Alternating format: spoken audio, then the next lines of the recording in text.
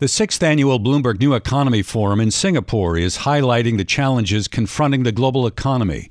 We heard from a number of distinguished guests. Singapore's Prime Minister Loong was at this year's forum and spoke about the conflict in the Middle East, as well as tensions between the U.S. and China. He spoke with Bloomberg News Editor-in-Chief John Micklethwait. Normally, as you know, we begin these conversations with the Cold War between China and America. But this time we have two hot wars going on. We have Hamas and Israel, and we have Russia's with Ukraine. So can we begin first with Hamas and Israel?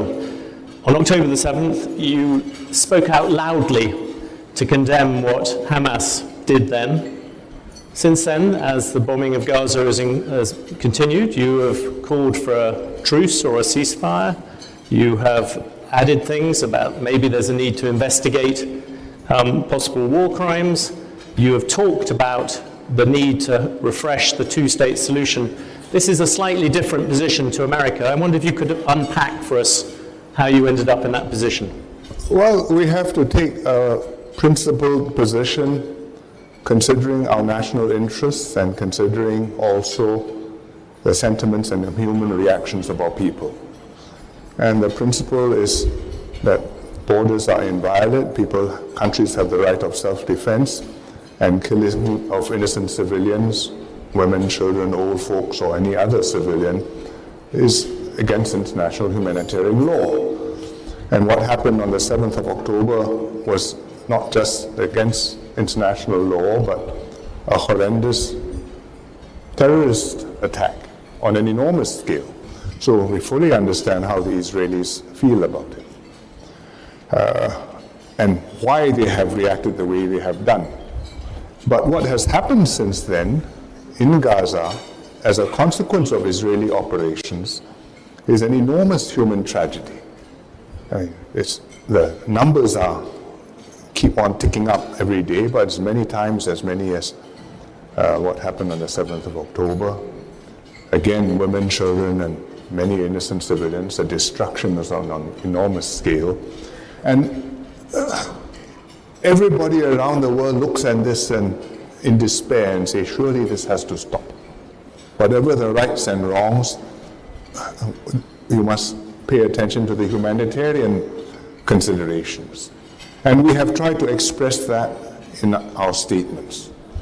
I think it's important that we recognize both the evil things which are done in the first attack on the 7th of October, and also the very, very tragic things which are happening in Gaza now. And we have to exhort the Israelis and everybody else to abide by international norms and to have a consideration for innocent civilians. Do you think there is a long-term solution? You've always been a supporter of the two-state solution. Is that still possible? There is no alternative to that. It's very difficult. It looks way over the horizon.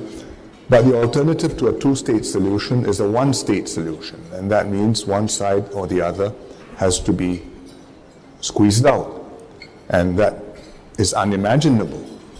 So if you can't work towards a two-state solution, you are going to be in this cycle of mutual destruction for generations to come. Do you worry about security in this region? I mean, next door you have in Malaysia, you have Anwar Ibrahim. You know, he has come out quite vocally in support of the Palestinians. There is, I think some people worry, I see you've taken some precautions about more terrorism in this region because of the Israel-Hamas. I think diplomatic positions is one thing, and some countries support Palestine, some countries support Israel. Singapore has diplomatic relations with Israel, and we also have friendly relations with the Palestinian Authority. So diplomatic support is not the difficulty, but terrorism is a danger. And you've seen lone wolf isolated attacks in Europe, in France, and I think in Belgium somewhere. Yes.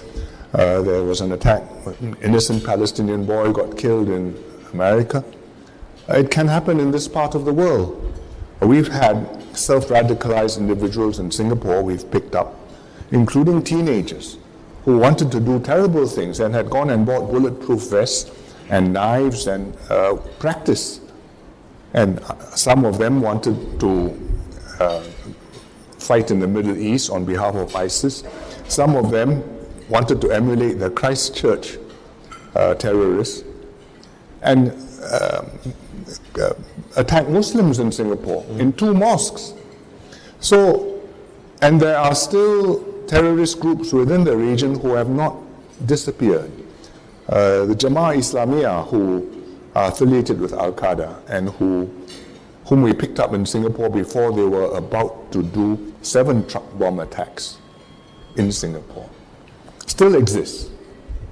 And they are watching, and some of their followers will surely be riled up, and they may plan something. So we have to take it very seriously. You're in favour of a ceasefire in Gaza. When do you think we will get one in Ukraine? And do you worry at the moment that Russia is winning? I think Ukraine is going to be a long fight, and it's going to be a very difficult fight because Russia is not going to declare that they have lost. And it's also for Ukraine, with its resources and even all the support from Europe and from the US, to be able to keep on fighting and keep it up. You can replenish your guns and your shells and your aeroplanes and tanks, but the human deaths, the casualties, and it can go on, but it cannot go on forever. So I think Russia has already failed in its objective of overcoming Ukraine, and that's a great plus for the world, because if they had actually been able to launch a sudden overwhelming and successful takeover, and then there's a new border, then I think the world would have been much the more dangerous place. But the fact that they have failed, that they are paying a terrible cost, that's a plus. But where will it end, and for how long can Ukraine supporters keep it up?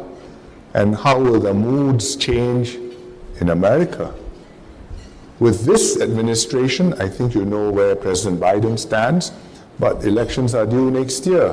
We will come back to that, but just one quick question on Ukraine. Do you think that is what you described as this horrific experience for Russia?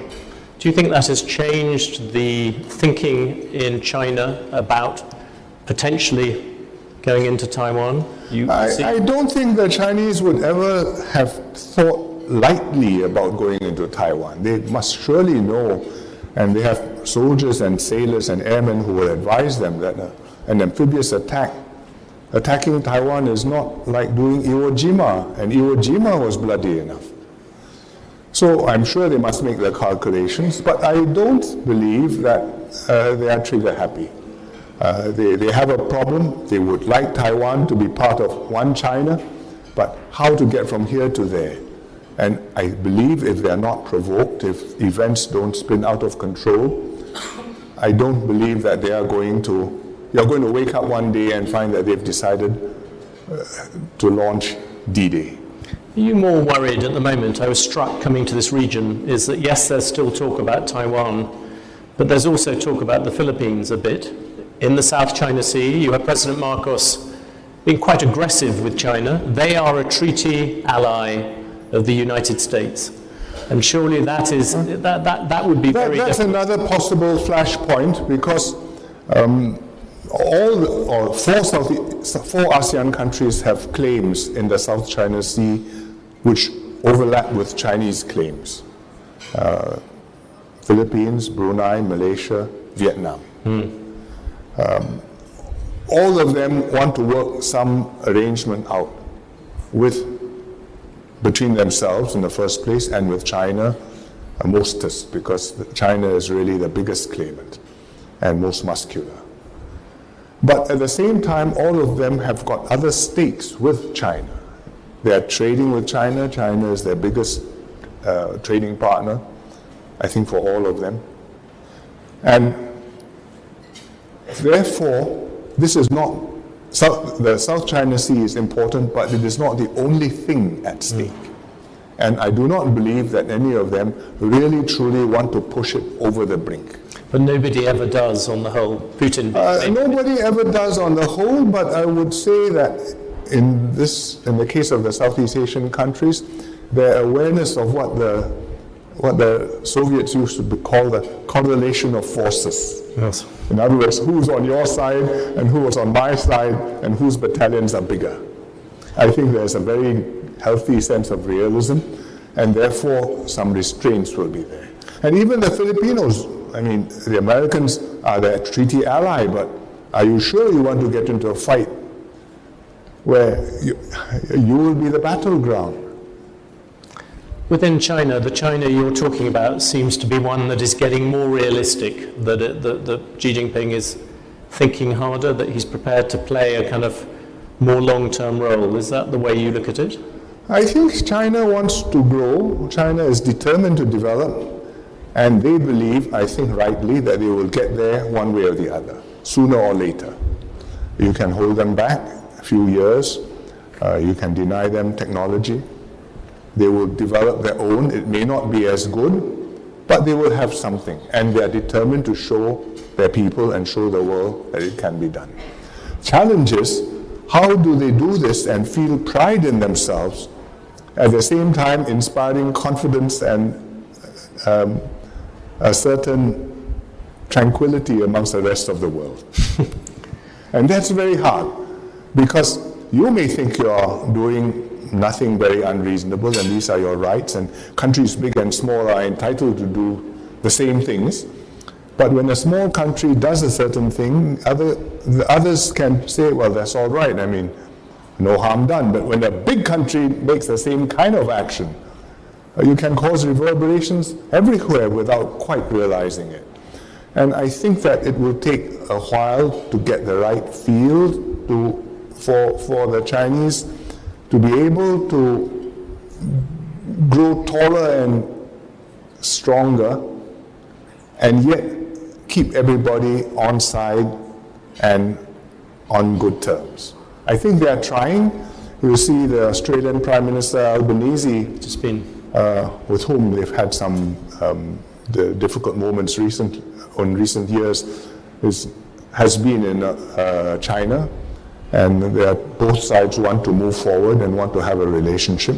They know that Australia is a US ally, they are buying American nuclear subs, but they still need a relationship. But this new mature, the interesting thing is this new mature China, which perhaps is slightly more different to how you and I began. No, I'm not sure that it's for us to judge whether they are mature or not. They are in a different phase. I'm a journalist, I'm allowed to. Well, you are allowed to use words, but I have to use my own. But this new mature China, or whatever you want to call it, is now about, Joe Biden is about to go and meet Xi Jinping in San Francisco. And that is the core of this relationship. No, that is a necessary step in this difficult moment in the relationship. They met last year in Bali. It was a good meeting. They agreed on some principles that they would respect each other, they would cooperate, it would be win-win. But after that, in 12 months, in fact less than that, events happened and things went off track. And they're trying to put it back on track again, and I think there's a lot of toing and froing to tee it up so that the meeting can take place and be productive. But I think that this is a very deep contradiction between the two countries, and you need a meeting to head in the right direction, but you do not expect a meeting to make everything sweetness and light again. It's not possible. Surely then you're going to end up with the same as last time. We may get a deal on fentanyl, say, or something like that, but you'll be back. Your foreign minister put it very well in our conference today. The weather may get better, but the climate, if you think of all the conversations you and I have had, the climate has continued to get worse and worse. I think the climate is very difficult. On both sides, very entrenched views have taken root. In America, the only thing that the two parties agree on is that China is a grave threat. And in China, there's also a very strong consensus that America is out to block them and it's difficult to coexist with America, and that you shouldn't try. You should prepare to protect yourself against America. So when you have such views on both sides, even to want to think about stretching out and talking about a more constructive future is difficult. Another imponderable in that is the American election. I noticed that you just announced, as Mike said, you announced that next year you would give over to Lawrence Wong just before the party's 70th anniversary. No, I didn't say just before. I said by the time of. But that is, as you know, that is in November, which is also, curiously, the date of the American election. And if we look at the polls now, a man called Donald Trump is ahead. Yes. Did you look and think, oh God, not him again? I'll hand him over to. That was not my principal consideration. But is it an additional incentive to? No, the world is a difficult place. I mean, whether I hand over next year or in 5 years' time, there will be things outstanding and there will be clouds on the horizon. And this just happens to be the one which is closest to you and most prominent. But a Trump election would, but in this way, it would put, I think, more pressure on China to be the kind of grown-up in the room, which I know you've wanted them to be. I don't know. I think, well, Trump took actions which Biden didn't reverse. For example, they imposed tariffs on Chinese products, and generally made the relationship much less predictable. Biden's approach is much more predictable, but on China, he has not reversed what Trump did, and I think his attitudes are also quite firm, a feeling that you don't want to clash, but neither is he going to give way on things which he feels very strongly about. And if you go back to Mr. Trump in his previous, as he was the previous time, I suppose that gives you some idea of his approach to foreign policy. But it's a long game, and 4 years is a long time in politics, but not a long time in the history of the relations between two great powers. So even if in America you are preoccupied with things other than the most important bilateral relationship in the world, on the other side and in the rest of the world, this should still be a major preoccupation, and hopefully there will be the perspective and the equanimity and the reach to say, my partner is in a difficult moment, let's see how I can manage this without giving anything away, but neither doing anything worse. That sounds a bit like being the grown-up in the room, but is there now a third figure, which is India? I think India is growing rapidly. Last year, they were one of the fastest growing countries in the world. And Mr. Modi, with his economic reforms and his drive towards digitalization, is making progress, getting India to move up another level. But it's a distance, because the Indian economy is 1/5 the Chinese. Their international trade is about 1/5 the Chinese. Their population is younger and still growing, unlike the Chinese one, which is older and already stable and beginning to come down. But they have to make the most of it, and they have to extend that reach beyond the subcontinent to influence East Asia, Southeast Asia, and the wider world. And I think you can see that they are starting to do that with the Quad. But I don't think that they have put quite as much resources into the wider game beyond the subcontinent. They're behind China in that respect. They're not looking at a kind of global system through a... I think also their system is not as amenable to the Chinese system if they decide to do a Belt and Road, for example. Yes. I don't think they'd be able to say, okay, I want to invest in infrastructure, and then suddenly you find ports, roads, airports, trains sprouting up all over the region, which is for the good and maybe for the bad. Can you tell me, I mean, we've talked about Singapore through your time here. You've been in the middle of the America-China one. The other one, you are the great symbol of globalization. And yet you see during all these conversations we've had, every year the world has felt more regional and less global. I mentioned Trump. Trump has now said that if he comes in, he's going to put 10% tariffs on everything. Surely that will be the end of the global age, if it hasn't Well, already. it's trending not in a favorable direction, and even without Trump, the Industrial Relations Act, you're making industrial policy, you're deciding to do chips, you're deciding to do green technology, but basically you're deciding that we need to make rules for ourselves and not depend on rules which are negotiated multilaterally. And if we are talking about a rules-based order, it becomes difficult to understand exactly how the rules are being made. And if everybody takes that approach, then in effect, there will not be any rules and we will all be in difficulty. I think the Europeans have made that point quite forcefully. Can I ask you about something which is one of those areas where people do want rules? AI. I looked it up. You were the first, what you call a senior wrangler.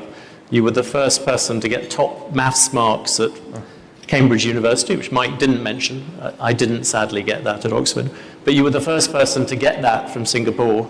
So you understand maths. And I suppose the basic question to you is, do you think AI is a bigger change than the internet? Well, the first thing you must know is that there are a lot of things you don't know. And on AI, most of us don't know where it is going. I don't think even the researchers know where it's going.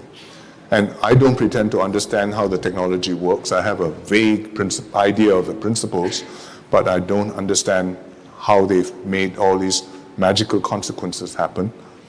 And I do not know how far the present approach can go.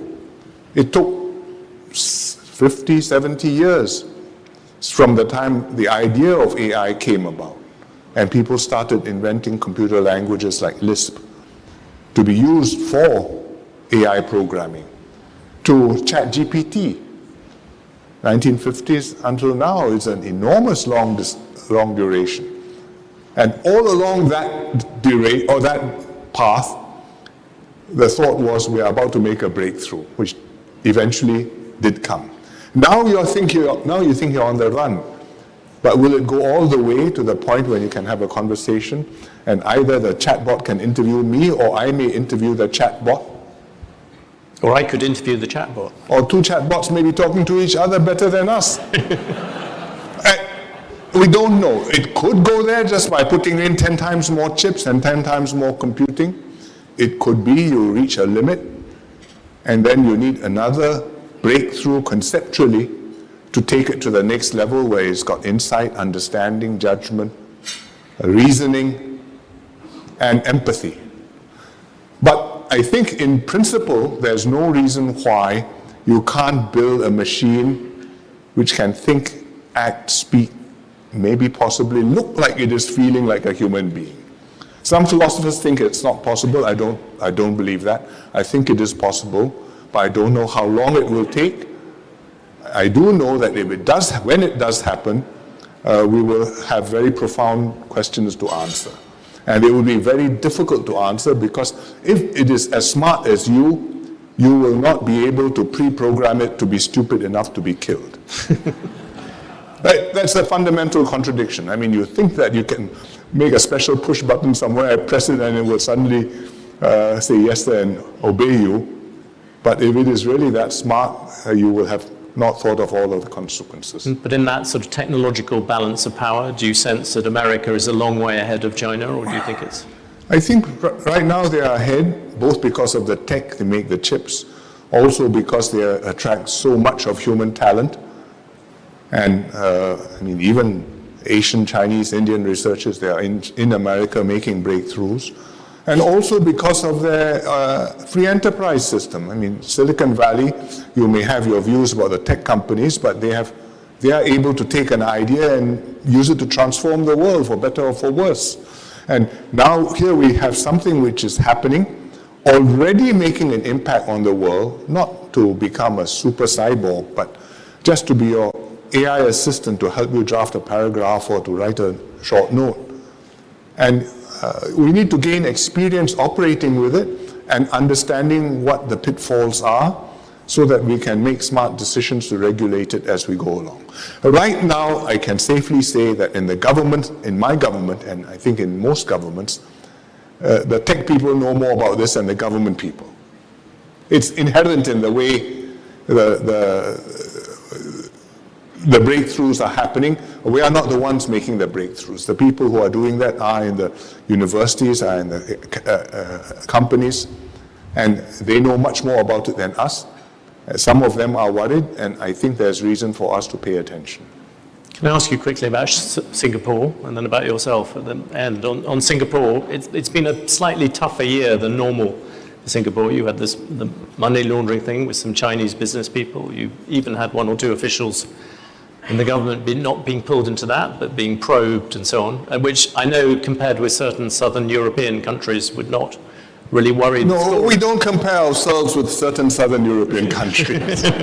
Not even with any northern European country. Well, that would be. We just want to maintain high standards, and when the standards fall short, we have to deal with it. And once in a while you'll find that one of your own didn't quite live up to what he should have done, or appears to have done something not quite right. And well, we have to do the right thing, and we'll have to be seen that the right thing is done, which is currently underway. I don't think the Chinese money laundering case is in any way a scandal for us. It's a criminal case. Criminals do bad things.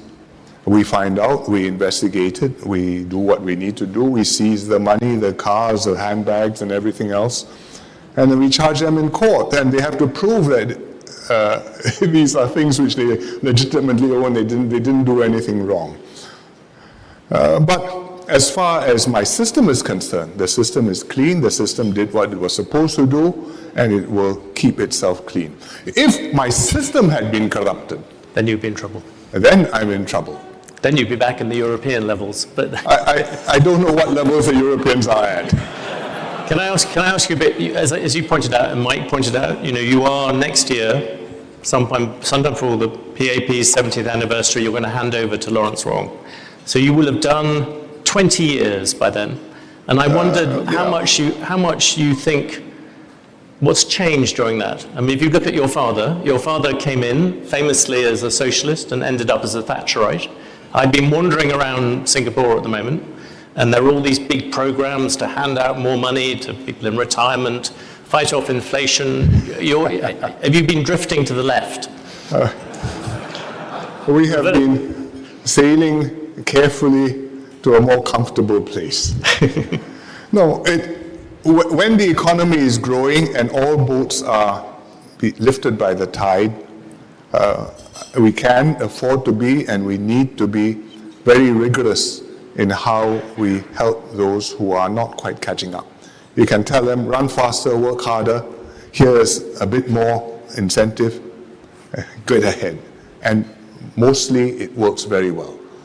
And we did that for a very long time. But over time, as the race goes on, as the field spreads out, and some are further forward and some are not quite so far ahead, and then their kids are not so far ahead, you have to think, how are you going to hold this team together? And when sometimes somebody who's doing perfectly well, the world changes on him, and suddenly the first shall be last. Well, what do? Do you say that's just the way the world is, or is there something I can do to help him get back into the race again and be contributing again? And I think that we are in a phase where we have to do more together, where we have to help each other, and the government has to be there, and we have to try very hard to avoid the government being the sole solution to all problems. So the government is not going to get massively bigger, but it'll get a bit bigger. We are probably the smallest government in the developed countries, because we spend about less than 20% of the GDP. That's the government budget. My government budget is about the same percentage of the GDP as some European countries spend on state pensions. I mean, your system is different, but we've kept ours very lean. And we need to keep it very lean, but the pressures of aging, of higher healthcare costs, of higher social needs are pushing us up gradually. And our challenge is, how do we fund that? And how do we allow that to happen where necessary without just blowing up out of control? And that means from time to time uttering the forbidden word, taxes. And we are in the middle of doing that now. We have a goods and services tax like a VAT. It was 7%. We pushed it up to 8% on the 1st of January this year, and is about to go up to 9% on the 1st of January next year. And we will make it happen, but what we are doing is to provide quite generous, practically cash subsidies to the lower 2/3 of the population so that I can get the system through. I'm in a new place in terms of my revenues, but as far as impact on the households, that's deferred for quite some time. How would you like to be remembered? What is the bit that? What is the bit out of that? Do you want to be seen the person who kept? No, I think I just focus on doing my job. I'm not into what do they? Eulogies. No, But I'm not into the point where I sit down and talk about what I used to do. Well, that brings me to my last question. There is talk of you becoming senior minister. When I first met you many years ago, you had just taken over as Prime Minister. And then I went to go and see your father, who supposedly had semi-retired to be senior minister. And I discovered to my sight surprise he was living above your cabinet room, which struck me as being somewhat he's close. not living there. He was working there. Sorry, he was working there. But that would, if I was running a cabinet meeting and he was up there, I mean, are you planning that degree? It didn't happen. I was running the cabinet meeting and he was in the cabinet room. But he's still somewhat close. It worked quite well. My predecessor was in the cabinet room too, so I had 2 of my predecessors in the meeting. And one of my fellow prime ministers said to me, I can't imagine what your cabinet meetings are like. But they worked. It worked. It's a very delicate thing to be overwatching, but not overbearing. And to be able to give advice and a helpful nudge and just the right wise word and not cramp the style of your successor. I'm at the disposal of my successor. I've already said whatever he wants me to do, I will do to help him succeed. So you have to ask him what he will be doing with me. Well, Prime Minister Lee, I hope we see you next year as well. No, I shall be in the audience listening to you. That's Singapore's Prime Minister Hsien Loong speaking with Bloomberg News Editor-in-Chief John Micklethwait from the 6th Annual Bloomberg New Economy Forum in Singapore. For more conversations like this one, subscribe to the Bloomberg Talks podcast. I'm Doug Krisner, and this is Bloomberg.